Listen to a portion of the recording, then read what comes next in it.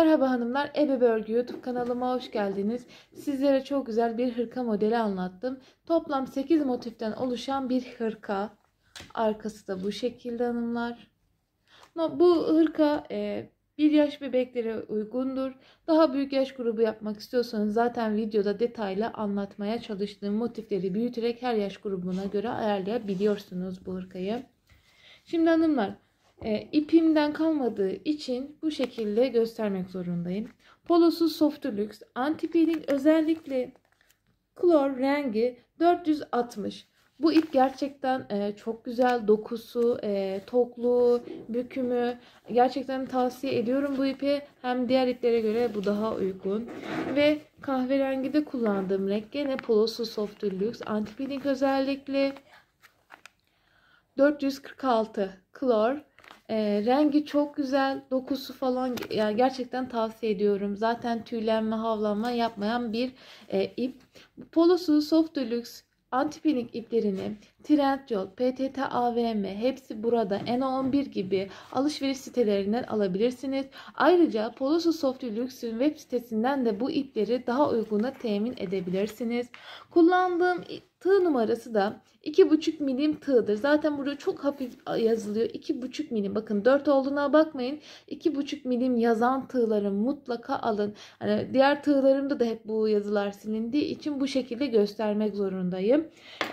İsterseniz de 3 milim tığ ile de örebilirsiniz. Çünkü ipimiz çok güzel tok bir ip olduğu için 3 milim ipten tığdan da örebilirsiniz hırkayı.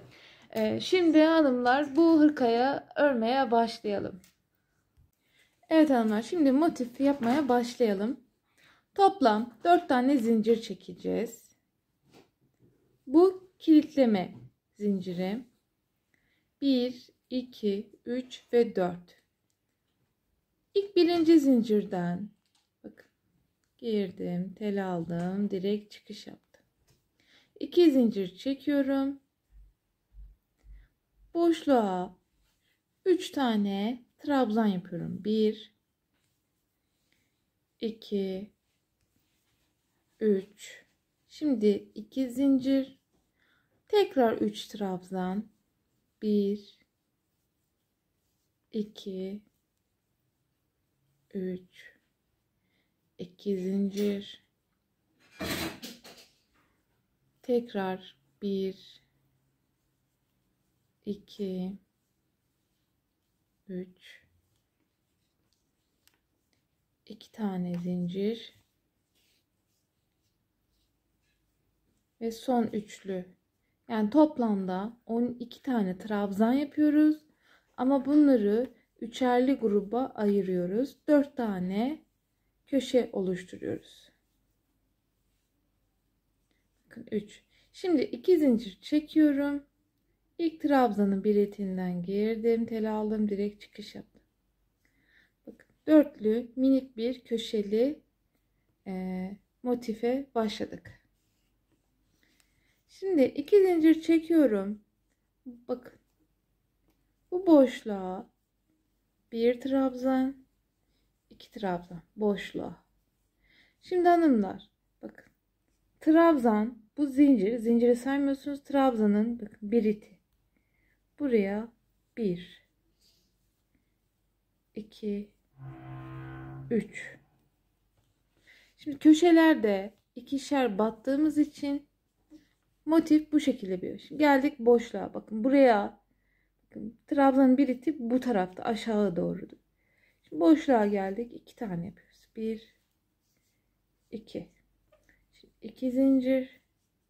Boşluğa tekrar 2 tane yapıyoruz. 1 2. Geldik. Bakın sakın buradaki bir iti atlamayın buraya. Bu bir iti de mutlaka yapıyorsunuz.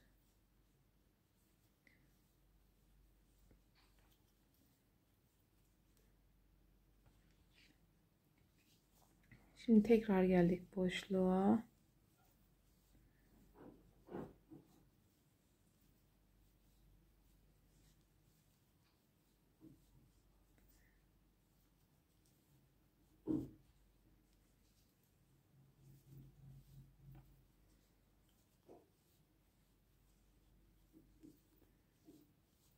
Bitirirken de az kaldı.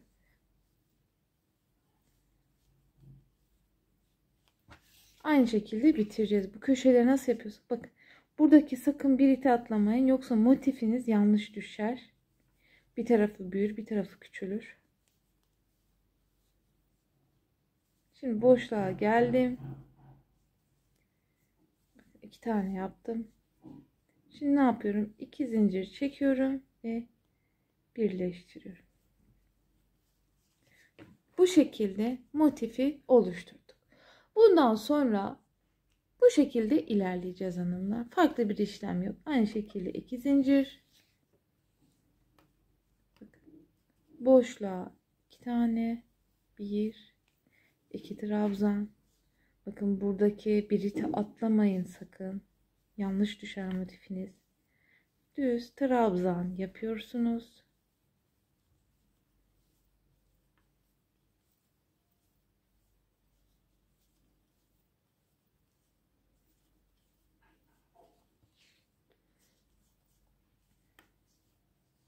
Geldim bakın boşluğa.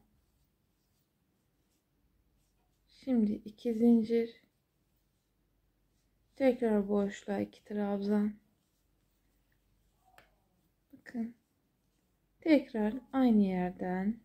Bakın dediğim noktaya atlamayın. Bu şekilde hanımlar. Farklı bir işlem yok. Şimdi ben size kaç sıra bu şekilde örmeniz gerektiğini söyleyeceğim. Her yaş grubuna göre.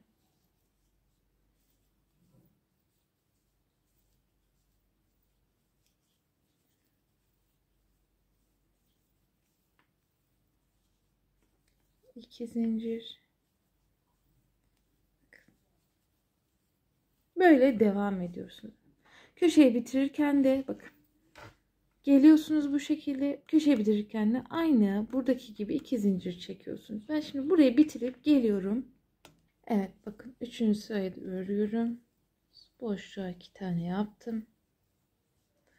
2 zincir çektim ve trabzan bir itinden geriden çıkış yaptım. Bakın aynı.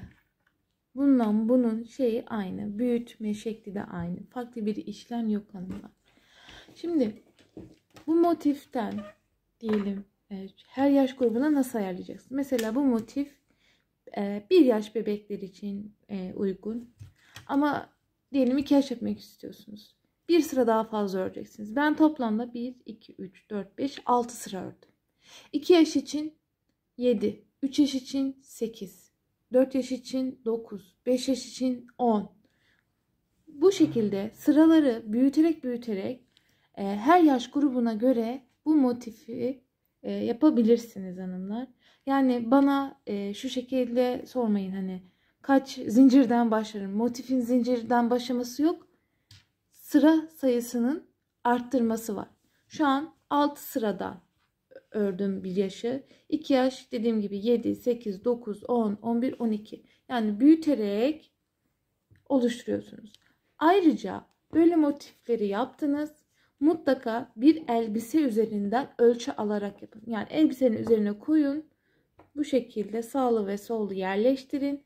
Ona göre motifi büyütün. Yani bir elbise kalıbından, bir kıyafet kalıbından ölçü alarak da motifi büyütebilirsiniz.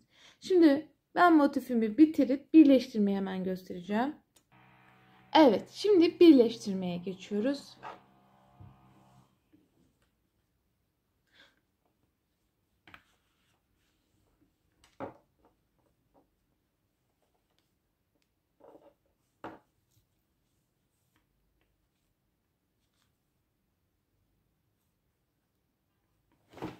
Bakın uçlarını düğüm atarak bağladım.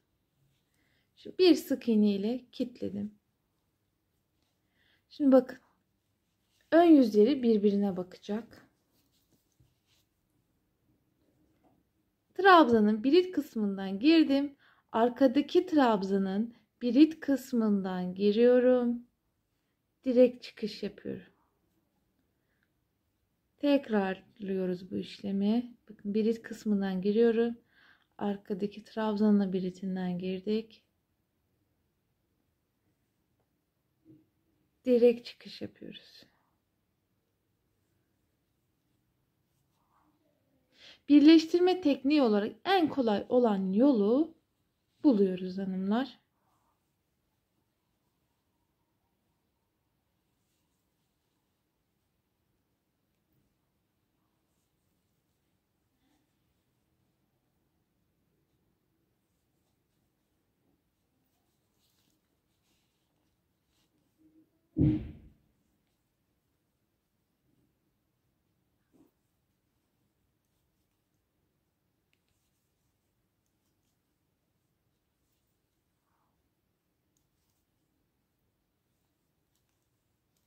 Bu şekilde motifleri birleştiriyoruz. Sırayla dikkatlice gittikten sonra motifiniz tam sayıyla birleşecek.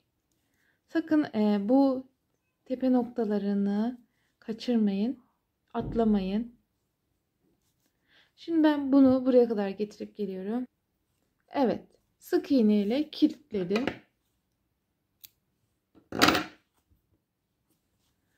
Bu şekilde bir parçamız oldu. Şimdi hanımlar, bu videoyu önce yelek videosu olarak çekeceğim. Sonra hırka videosu olarak çekeceğim. Bakın böyle yelek için, arka parçası için dörtlü parçamız olacak. Ön parça için de 4 parça olacak. Evet hanımlar, ben önceden süslemeleri yapıp diktim. Videonun sonunda bu süslemeleri göstereceğim ya da ayrı bir videoda böyle küçük hemen kısaca bir anlatım yaparak süslemeleri anlatacağım sizlere. Şimdi hanımlar, bakın önce bunu ben size yelek olarak anlatıyorum. Başka bir videoda hırkada nasıl kol yapılır, motifli kol yapılır onu göstereceğim. Şimdi bu şekilde birleştiriyorsunuz iki tane parçayı. Önceden birleştirdiğimiz bu parçaları da böyle yapıyorsunuz. Diğer parçayı da yapıyorsunuz. Onları da getiriyorsunuz. Bakın aynı teknikle birleştiriyorsunuz. Önce bu iki parçayı birleştirdim. Sonra buradan alıp komple birbirini birleştirdim. Aynı teknikle göstermeme gerek yok. Bu arka parça. Arka parça için omuz detayında 2 sıra trabzan var. Onun omuz çıkıntısını yapacağız şimdi. Şimdi kahverengi kısmını yapmadık. Şu an ipin ucunu aramaya çalışıyorum ama. Bakın. Burada toplam 14 tane trabzan var. Şimdi daha büyük yaş grubu yapanlar için söylüyorum. 2 yaş yapanlar 15. 3 yaş yapanlar işte 17-18. 4 yaş yapanlar işte 20. Hani motifin bakın şimdi sayısını tam olarak bilemeyeceğim ama bak tam ortasından fark ettiyseniz tam ortasından omuz ölçüsünü alacaksınız. Yani buradaki sayı farklı olabilir sizlerde. Bende de daha farklı. Bende toplam 14. Ama böyle tam ölçü alırsanız ortasından omuz detayı için en güzel ölçü bu hanımlar. Ortadan böyle ayırın. Başlayın. Bu motifi buradan başladığım için ipi taktım. Bakın 2 zincir çekerek buradan başladım ve burada bitirdim. Şimdi bu motifi de buradan başlayacağım ve böyle bitireceğim. Farklı bir işlem yok. Geldik boşluğa. İpi takıyoruz.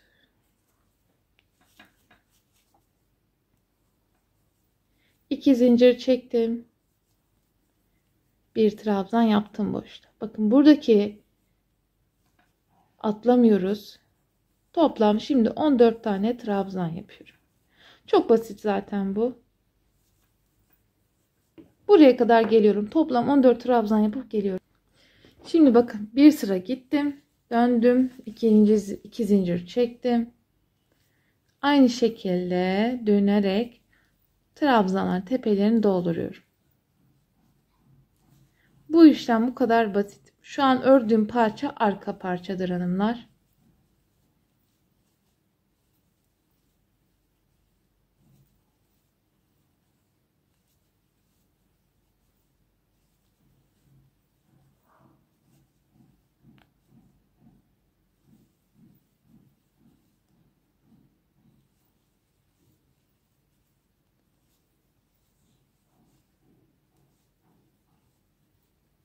Evet. Şimdi ipi keselim.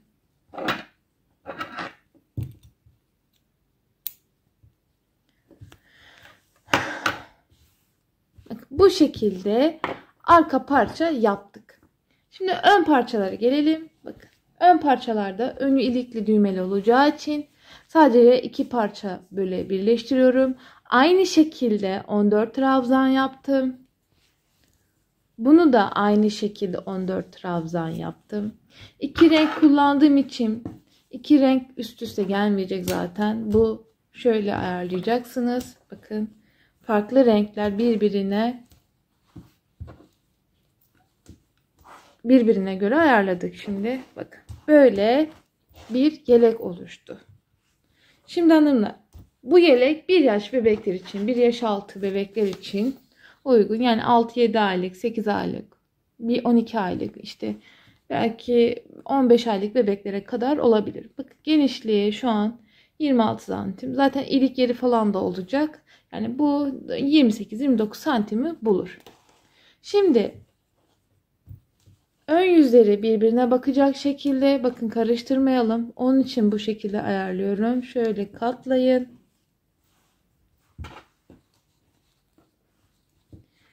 Yanlarını birleştireceğiz. Aynı teknikte. Bu tekniği kullanarak birleştirme yapacağız.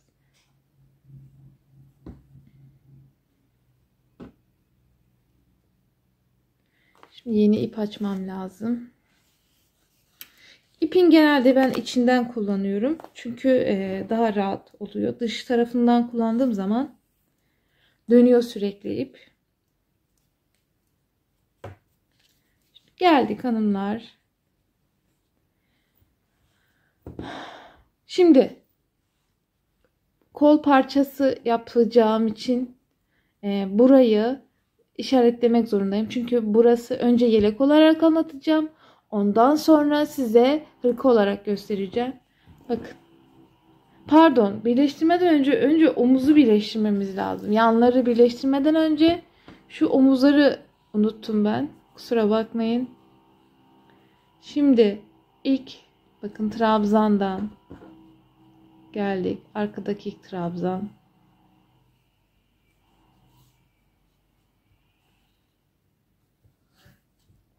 Düğüm attık.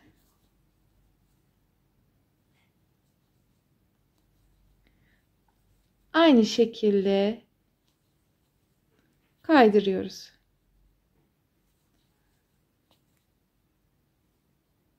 Bu şekilde omuzları hemen birleştirelim, gelelim. Ondan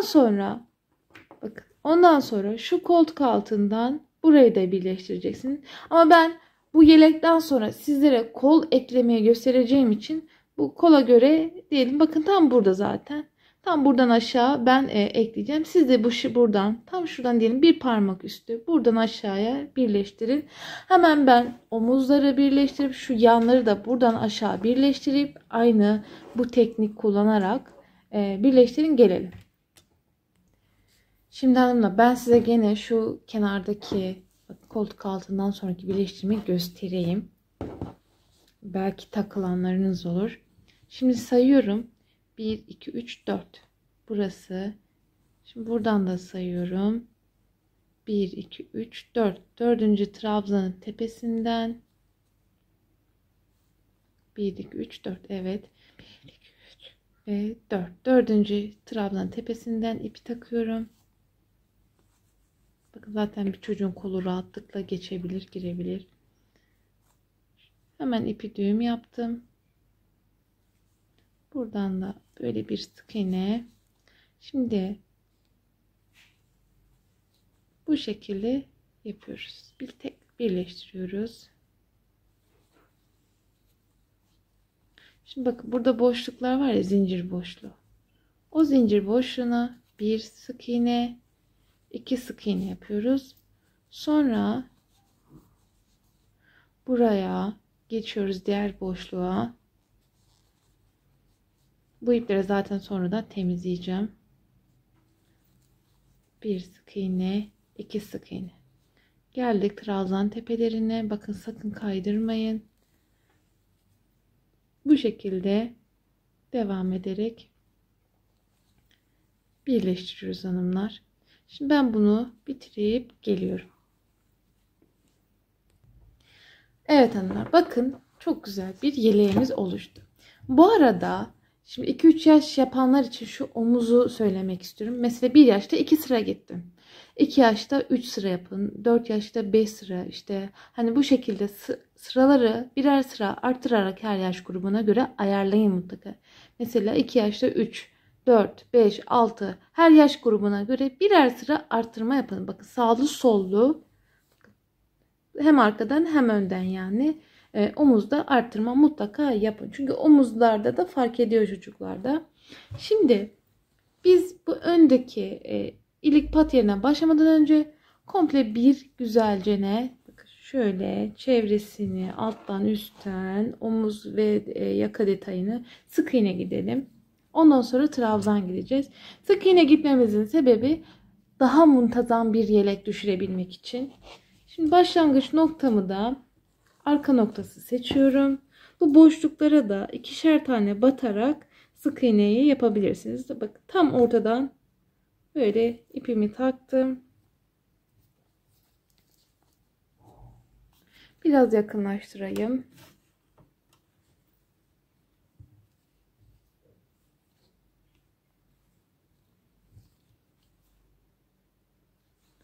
Normal bak sık iğne tekniği kullanıyorum. Bir sık iğne. Bu boşluklara da zincir olan boşluklara 2 tane sık iğne yapın. Şimdi bu ipleri de böyle sık iğne yaparken gizleyin. Ben lacivert ile yapacağım komple çevresini. Sizler farklı renkler kullanabilirsiniz. Bakın bu şekilde başladığım noktaya geleceğim. Komple çevresini dönüyorum. Bu arada köşelere artırma yapacağız. Onu da şimdi göstereceğim. Ben şimdi bunu şu köşeye kadar geliyorum hemen. Evet hanımlar, geldik bakın köşe kısmına. Köşeye buradaki boşluğa toplam 4 tane sık iğne yapıyorum. Bütün köşelerde bu şekilde yapacağız. Şimdi göstereceğim. Burada ve burası ve burası. Sakın şuralarda yapmayın. Buraları düz trabzan, sık iğne yaparak geçin. Arttırma yapacağınız noktalar 4 tanedir. 2 burada ve 2 burada. Komple sık iğne yapın. Geliyorum. Zaten ondan sonra da trabzan yapacağız. Ben hatta bu geleyim sık iğneyi bitireyim. Ondan sonra trabzanı geleceğim, öreceğim. Size göstereceğim ne yapmanız gerektiğini arttırmaya. Şimdi video fazla uzun olmasın diye de kısa yoldan biraz anlatmaya çalışıyorum. Şimdi hemen sık iğnemi yapıp trabzanı da yapıp ama şu köşe noktasına geleceğim. Orada da arttırma olacak. Orayı da göstereceğim size. Hemen yapıp geliyorum. Evet hanımlar, bakın sık iğneyi bitirdim. Sonra normal 2 zincir çekerek trabzan yaparak komple çevresini trabzan yaptım. Böyle göstereyim. Bak köşelerde de artırma yaptım. Yaka kısım böyle sadece köşelerde artırma yapıyorum. Düz geldim. Bakın burada da. Şimdi köşe kısımdaki bakın arttırmaya geldiğimde 4 taneydi ya. İkişer ikişer o dörtlünün üzerine trabzan yapıyoruz. Bakın 2 toplamda 8 tane olacak. 4 6 ve 8. Şimdi normal düz trabzan yaparak bakın buradan buraya gelelim. Ondan sonra lastik yapımına başlayacağız. Evet, geldik. Bakın son trabzanı yapıyorum. Şimdi trabzan biletinden birleştiriyorum. 2 zincir çektim. Bakın öndeki bir trabzanı önden aldım. Arkadaki Böyle tığ pardon arkadan alacağız trabzanı. Bir ön bir arka yaparak lastik formu yapacağız. Biraz gevşek yapın lastik formunu.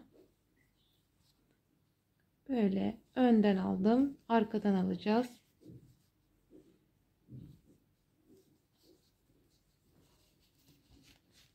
Şöyle göstereyim.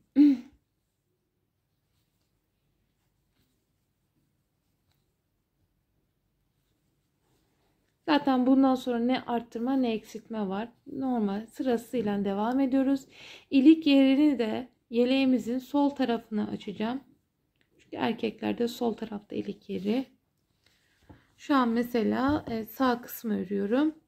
Şimdi komple buraları da lastik yaparak, bakın bu normal önden arkadan önden arkadan alacaksınız. Eksiltme ve arttırma olmayacak. Böyle gelin. Bu tarafta ilik yeri açacağım. Ben size ilik yerini de göstereceğim. Şimdi aynı bu tekniği kullanarak bir önden alıp bir arkadan alıp lastik yaparak komple çevresini yapalım. İlik yerine geleceğiz. Evet hanımlar, şimdi geldik ilik yerine. Bakın köşelerde hiç artırma yapmadan bir önden bir arkadan yaparak güzelce köşeyi döndüm. Şimdi ilik yeri yapıyorum. Ben ilik yerini, düğme yerini buraya kadar yapacağım. Burada açtım. 2 ve şu an 3.'yü açıyorum. 3.'yü de size göstereyim. Şimdi önden aldığım bir trabzanı, şimdi bir zincir çekiyorum. Arkadaki alacağım yeri atlıyorum. Tekrar önden alıyorum. Bu şekilde ilik yeri açmış oluyorum hanımlar. Böyle düz örüyorsunuz. Ondan sonra bir sıra daha lastik giderek bu ilik pat yerini bitiriyoruz. Sonra kola geçeceğiz. Şimdi komple burayı da bitirelim. Ondan sonra bir sıra daha lastik geçeceğim. Aynı şekilde. Şimdi ben bunu bitirip hemen buraya geliyorum. Şimdi hanımlar, lastik yerine bakın 2 tane trabzan kaldı. Bunu da böyle 2 tane alıp, bakın bir önden bir arkadan bir önden bu şekilde bitirmemiz gerekli. Şimdi önden alıyorum. Aynı şekilde arkadaki trabzanı da arkadan alıyoruz. Öndekini önden. Bu şekilde komple çevresini yapıp bitiriyoruz hanımlar. İlik yeri bu yani bu kadar basit aslında. Lastik yeri. Önden arkadan böyle devam ediyoruz. Aynı şekilde düz devam. Sakın burada falan arttırma yapmayın. Öndekini önden, arkadaki trabzan arkadan yapıp komple çevresini gidin. İlik yerine geldiğinizde öndekini aldıktan sonra buraya bir trabzan, önden bir trabzan yaparak ilik yeri de bu şekilde tamamlıyoruz. Sadece şu ortaya bir tane trabzan yapacaksınız. Ondan sonra sırayla devam edeceksin. Önden arkadan, önden arkadan. Yani bu şekilde gelip buraya da bir trabzan, buraya da bir trabzan yapıp bitiriyorsunuz. Sonra şimdi kola geçeceğiz. Kol kısmını yapacağız. Çok basit. Aynı buradaki işlem gibi, sadece anlatacağım size. Buradan tam koltuk altı hizasından ipi takıyorsunuz. Önce komple çevresini sık iğne gideceksiniz. Evet hanımlar, bu model normalde yelekti. Kol lastiğini söktüm. Fakat çevresini sık iğne gitmiştim. Onu sökmüyoruz. Çünkü kolu örerken daha muntazam bir şekilde dursun diye. Şimdi 2 zincir çekerek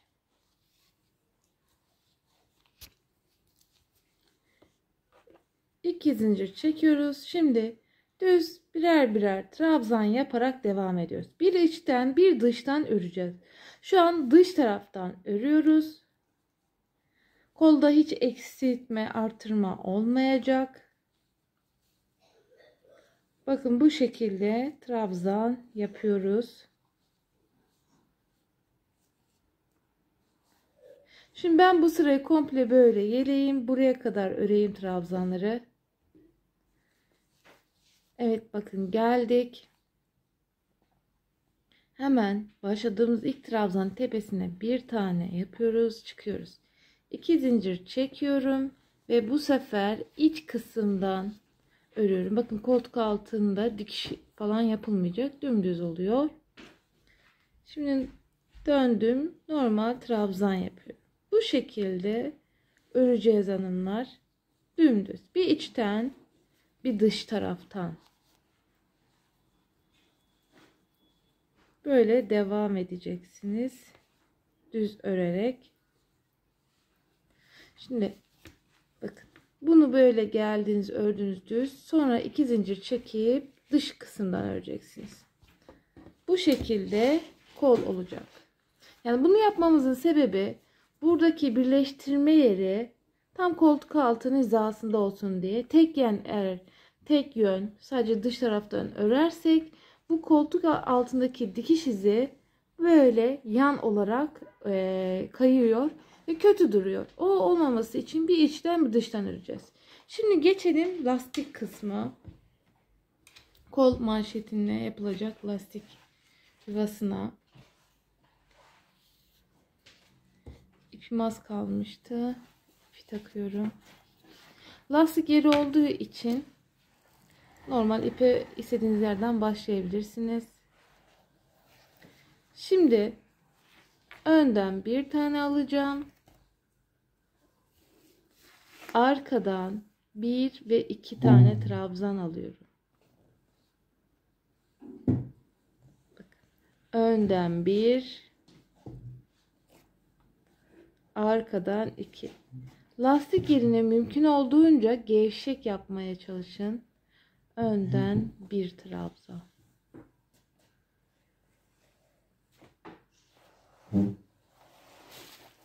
Bu şekilde lastikleri oluşturuyorsunuz hanımlar. İlk sırayı tamamlayalım. Şimdi ben burayı bitirip geliyorum. Bakın hep 2 alıyorum. Arkadan alırken 2 tane alıyorum. İlk sırada bu şekilde. Şimdi ikinci sıraya geçeceğiz. Evet, şimdi geldik. Bakın arkadan 2 tane aldım. Şimdi önden bir tane alıyorum. Ve bakın trabzanın tepesine girdim. Birit kısmına tel aldım. Direkt çıkış yaptım. 2 zincir çekiyorum. Şimdi bakın buradaki zincirle birlikte önden aldım. Şimdi arkadan bakın birer birer aldım. Çünkü bir trabzan var arkada. Önden bir, arka kısımdan bir. Bakın bir bir gidiyoruz. Bu şekilde kol lastiğinde yapıyorsunuz hanımlar. İster 2 sıra gidin, ister 3-4 sıra gidin. Tamamıyla bu sizin zevkinize kalmış. Ben son bir sıra daha gideceğim. Bakın bu şekilde lastik oluyor. Sonra böyle dönüyorsunuz, geliyorsunuz, sonra diğer sıraya atıyorsunuz. Ve kolumuz bu şekilde oluyor. Ben diğer kolu bitirip de geliyorum. En basitine geçelim. Çilek yapımına. Ay pardon, civciv yapımına. Şimdi civciv için tek kat ip kullandım. Böyle kabataslak anlatacağım. Şimdi büyüklüğü ebatı sizin tamamen isteğinize bağlı. Böyle 4 zincir çekiyorum. Minik bir halka oluşturuyorum. 2 zincir çektim. Şimdi bu halkanın içine toplamda 12 tane yapıyoruz. Mesela süslemelerde yapıyoruz ya yuvarlak. Hep 12 ile başlıyorum. 1 2 3 halkanın içine toplam 12 tane trabzan yapıyorum. Mesela ayıcık başlığı yaparken de bu şekilde başlıyorum. 4 zincir çekip içine 12 tane trabzan dolduruyoruz. Ondan sonra ikinci sırada da hep tepelerine, trabzan biritlerine ikişer ikişer batarak toplam 24 tane yapıyoruz. Böyle yuvarlak objeler yaparak süsleri, desenleri ayarlıyoruz hanımlar. Şimdi sayıyorum. 1, 2, 3, 4, 5, 6, 7, 8, 9, 10,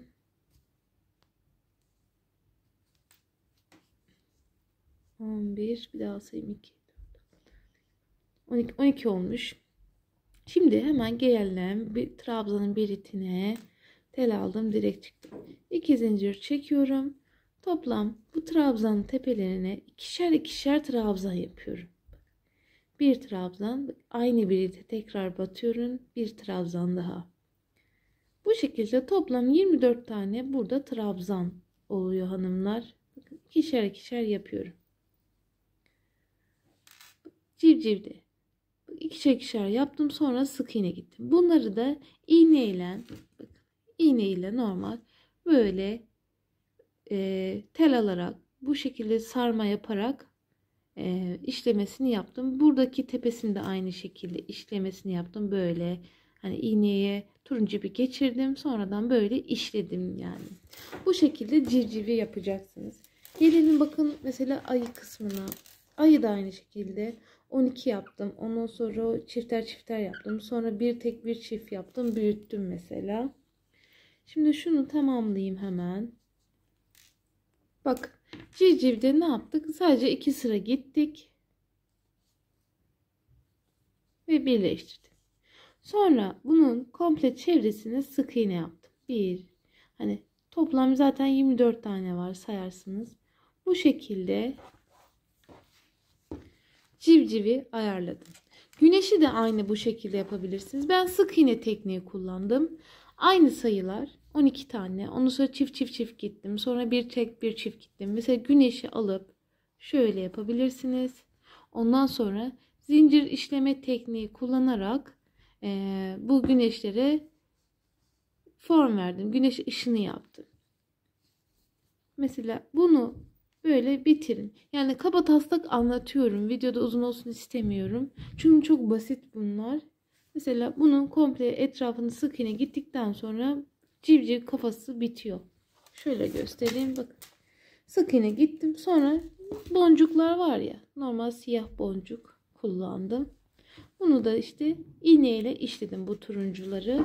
Hani pek beceri de istemiyor yani bu süslemeleri yapmak. Sadece hayal gücü, pratiklik istiyor. Yani bu şekilde ayarlayacaksınız hanımlar. Şimdi balığa geçeceğim. Bunu anlamışsınızdır.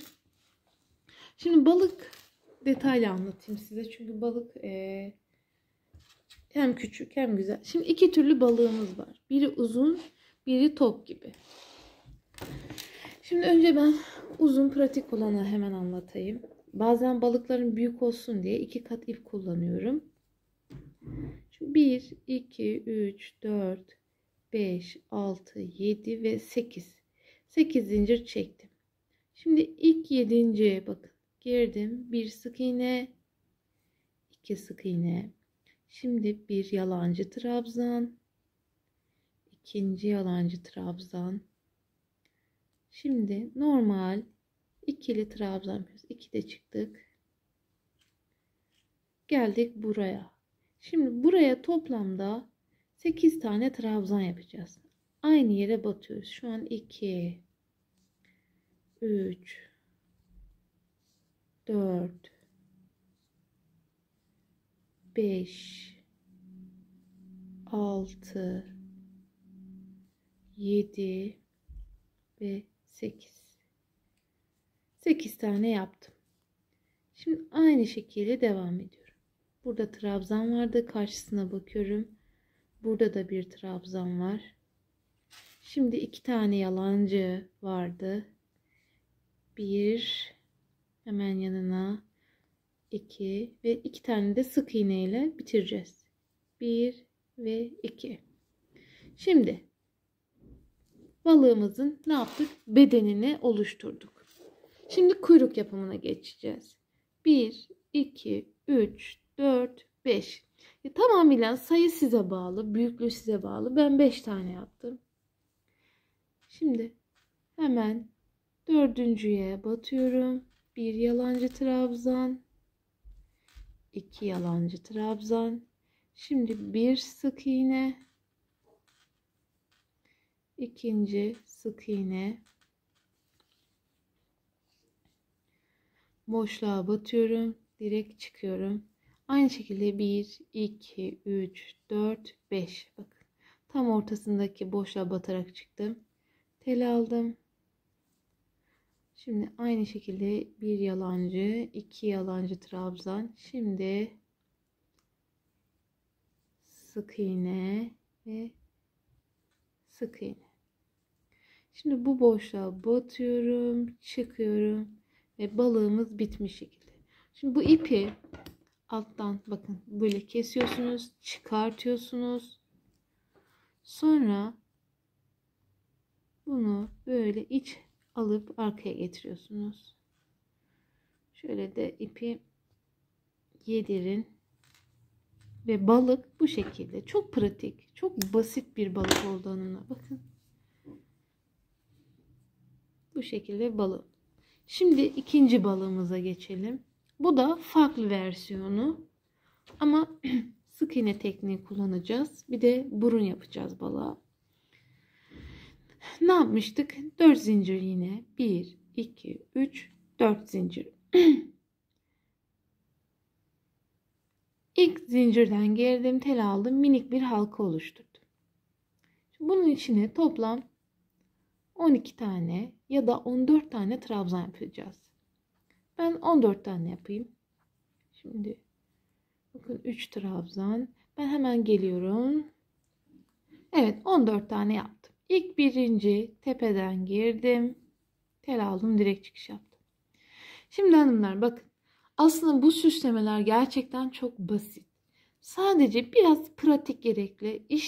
Sistemi kafanızda şekil olarak oluşturduktan sonra rahatlıkla yapabileceksiniz. Şimdi başlıyoruz. Sık iğne, sık iğne, sık iğne. Geliyoruz. Bakın.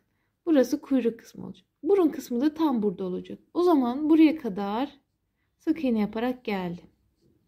Şimdi burun kısmına bir yalancı trabzan, iki yalancı trabzan. Şimdi burada da hemen geldik. Bir trabzan, bir trabzan. Şimdi geldik hemen yanına. Bir yalancı. Sonra bir tane daha yalancı. Aynı yere bakın. İki tane buraya battım. İki tane trabzan, iki yalancı trabzan. Şimdi devam ediyorum. Sık iğne. Bakın burun kısmını bu şekilde çıkıntı oluşturduk. Ben bunları hani kafamda oluşturuyorum. Ondan sonra yap sök yaparak hani deseni çıkartıyoruz. Şimdi geldik. Birleştirmeyeceğiz. Çünkü kuyruk kısmını yapacağız. 1, 2, 3, 4, 5, 6. Mesela 7, 8, 9. Hani uzun bir kuyruk yapabilirsiniz mesela. Şimdi mesela 6, 7, 8 yapalım. Şimdi geldim. Mesela kuyruğu büyük olsun. Bir trabzandan başladım. Ondan sonra yalancı trabzan, yalancı trabzan. Kuyruk şekli tamamen size bağlı. Şimdi sık iğne ile bitir. Son iki tanesini sık iğne bırakın mutlaka. Son iki yere sık iğne kalsın. Çünkü inceliyor ya kuyruk kısmı. O formu verebilmek için. Şimdi geldim şuradaki orta yere direkt çıkış yaptım. Şimdi aynı şekilde 1, 2, 3, 4, 5, 6, 7 ve 8. Ne yapmıştık? Bir trabzan yapmıştık. Şimdi bir trabzan. Ondan sonra yalancı trabzan. Son iki sık iğne kalana kadar örüyoruz. Çünkü kuyruk uzunluğu tamamen sizin zevkinize bağlı. Şimdi son sık iki tane kaldı. Bir sık iğne, ikinci sık iğne. Şimdi geldim. Bakın gene aynı noktaya batıyorum, çıkıyorum. Şimdi çıktık. Bakın burada bir çıkıntı var. Onun böyle direkt çıkış yaparak muntazam bir şekilde yapmasını sağladık. Balığımız, ikinci balığımız da bu şekilde oluyor hanımlar. Ay bir türlü alamadım. Bakın ikinci balığımız. Yuvarlak formlu bir balık. Bu da uzun bir balık. Kuyruklarını istediğiniz gibi formunda yapabilirsiniz. Şimdi gelelim ördek diyorum hep, kurbağaya. Kurbağa için de çok basit hanımlar. Teknik hemen hemen aynı ama bu farklı biraz. Şimdi toplamda yani bu uzunluk ne kadar istiyorsanız ona göre ayarlayacaksınız. Şimdi ben 1, 2, 3, 4, 5, 6, 7, 8 tane yapsam yeterli olacaktır. Mesela daha uzun bir kurbağa istiyorsanız 10, 12 o şekilde ayarlayabilirsiniz. Şimdi tel aldım. Bakın 8 tane yaptım. Şu an 6. zincire battım. Bir trabzan yaptım. Tekrar bir trabzan daha yapıyorum. Sonra tekrar bir tane daha trabzan yapıyorum.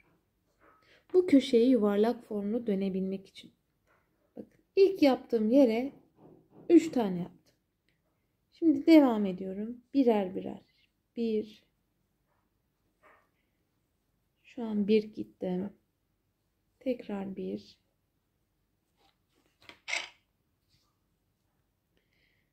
Şimdi tekrar 1 ve son geldik. Ne yapmıştık? Bu tarafta 3 tane trabzan vardı. Aynı yerde. 1, 2, 3. Şimdi dönüyoruz bu tarafa. O zaman burada da 3 tane yapacağız. Yani toplamda 6 tane trabzan var burada. 1, 2, 3. Şimdi birer birer aynı şekilde gidiyoruz. 1, 1,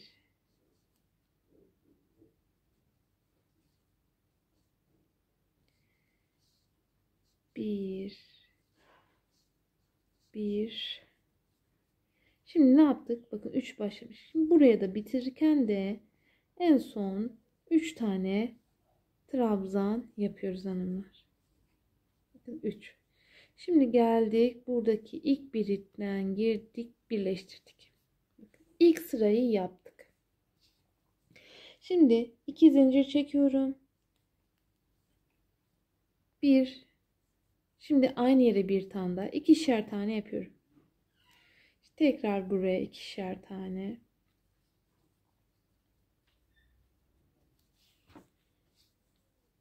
Hani üçlü yapmıştık ya artırma. Onların üstlerine 2'şer 2'şer yapıyoruz. Bakın bu şekilde oluyor. Şimdi birer birer gidiyoruz. 1, 1. Evet, şimdi hani biz sağ bakın 3 yapmıştık. Bir de burada 3 yapmıştık. Ne yapacağız? Burada da aynı şekilde çift çift yapıyoruz hanımlar.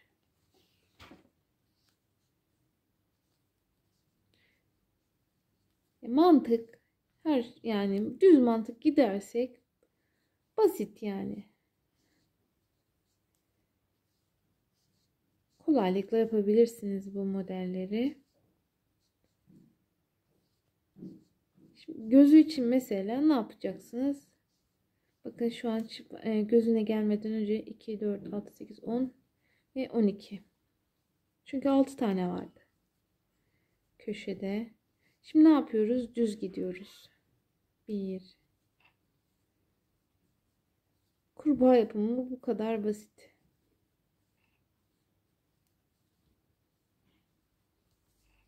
Geldik bakın son 3'e. Şimdi aynı şekilde çift batıyoruz. Yani toplam burada 12 tane çiftli trabzan oluyor.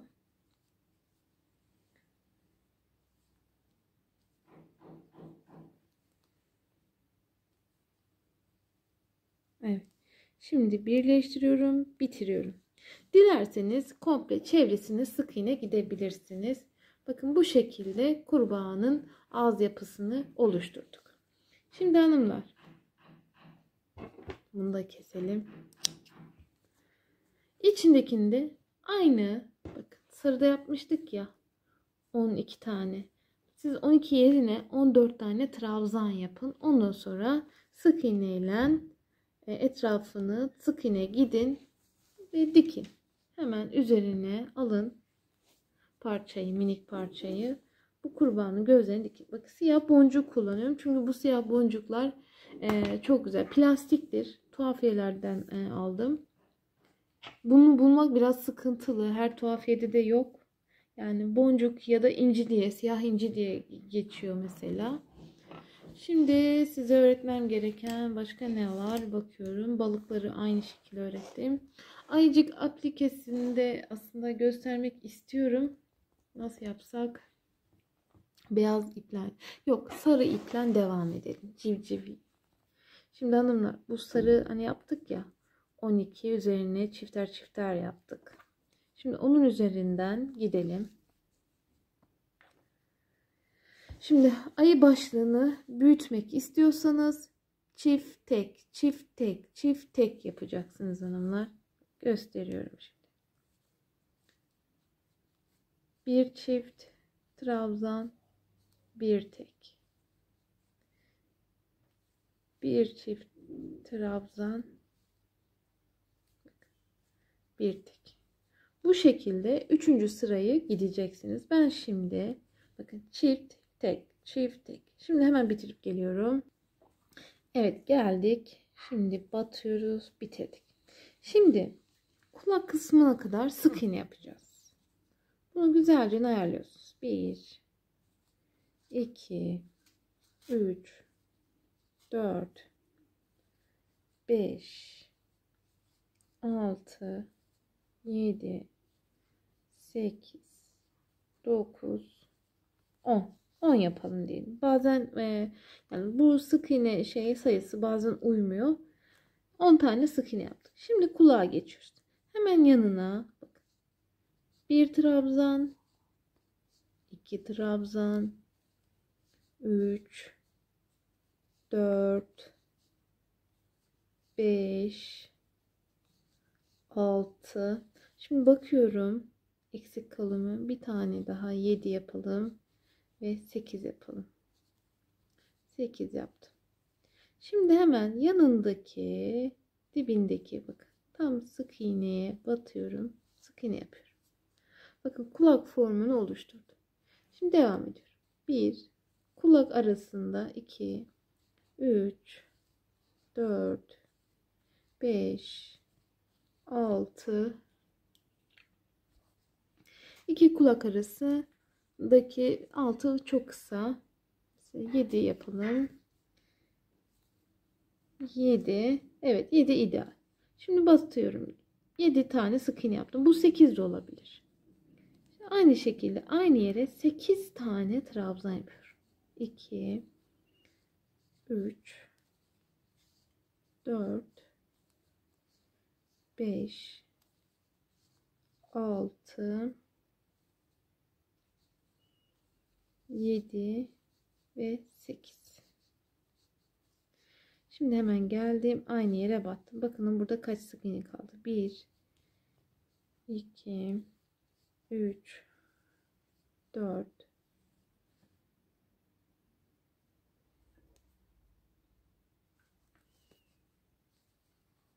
5 6 7 8 9 10.